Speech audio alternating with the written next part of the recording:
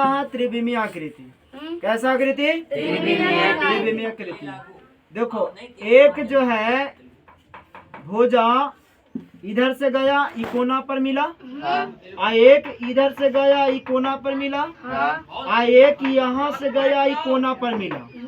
तो एक ही कोना पर तीन दिशाओं से आकर के भुजाएं मिलेंगे, तो उस प्रकार की आकृति को त्रिविमीय आकृति कहते हैं। समझ में आया?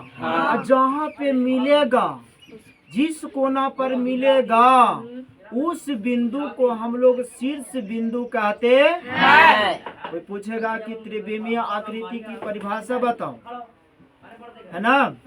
तो बताना है कि वैसी आकृति जिसमें एक ही शीर्ष बिंदु पर तीन दिशाओं से भुजाएं मिलते हैं, तो उस प्रकार के आकृति को त्रिविमीय आकृति कहते हैं। अब और इसमें समझना है, अब हम ईटा लिए हैं बाबू, तो ई कोनमा को हम लोग शीर्ष बिंदु कहेंगे ना? अब ई वाला देखो यहाँ से ऐसे है, ऐसे है, तो इसको हम लोग नाम देंगे किनारा। क्या नाम देंगे? किनारा। क्या नाम देंगे? किनारा नाम देंगे। तो अब जो है एक देखो इसमें क्या वो किनारा होगा? एक किनारा ये वाला हो गया, एक किनारा देखो तो ये वाला हो गया, एक किनारा ये वाला हो गया, एक किनारा ये वाला हो गया। क्या गो किनारा हो गया? क्या गो? चार किनारा हो गया। ठीक है। अब चार किनारा आगे तो चार किनारा पीछे, चार किनारा आगे तो चार किनारा पीछे।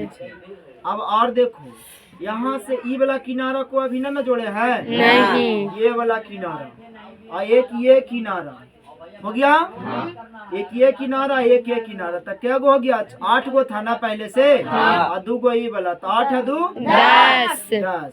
अब ई वाला जोड़ते हैं किनारा। देखो यहाँ से एक ये वाला और एक ये वाला, तो 10 और 2 12। तो बताओ एक ईंटा में कै किनारा? 12। इस प्रकार ईंटा जो है ना, ईंटा को हम लोग कहते हैं, देखो एक में लंबाई चौड़ाई और ऊंचाई अलग अलग है। तो जब लंबाई चौड़ाई और ऊंचाई अलग अलग होगा, तो उस प्रकार की आकृति को हम लोग घनाभ कहते हैं। क्या कहते हैं?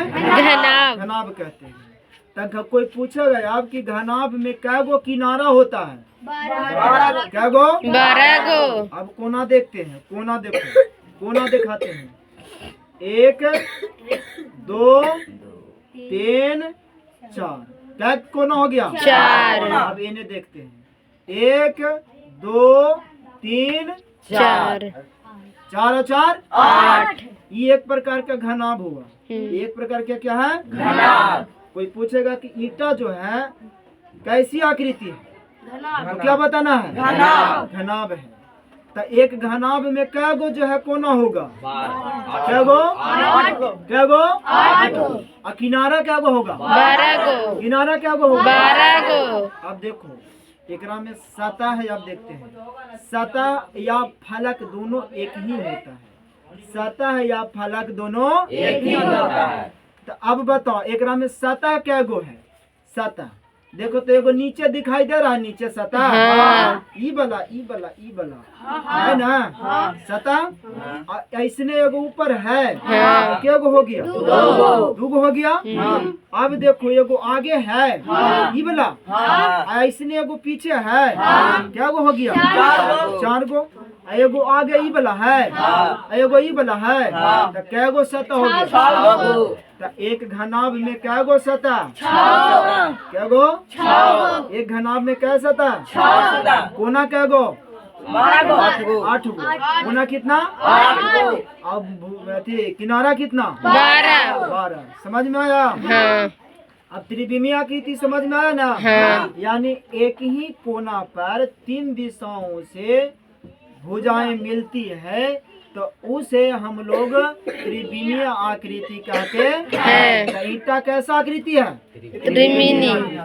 मान लिया जाए कि मेरा घर है, घर, तो घर बताओ त्रिविमीय की द्विविमीय आकृति? त्रिविमीय आकृति। क्यों त्रिविमीय होगा?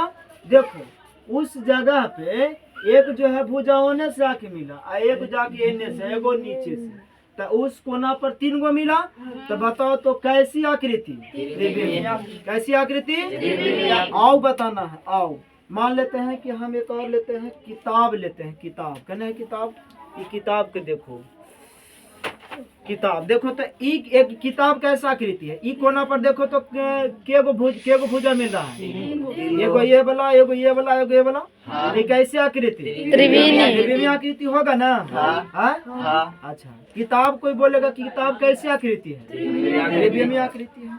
घनाभ कैसी आकृति है? त्रिवेणी। बात समझ में आया? हाँ।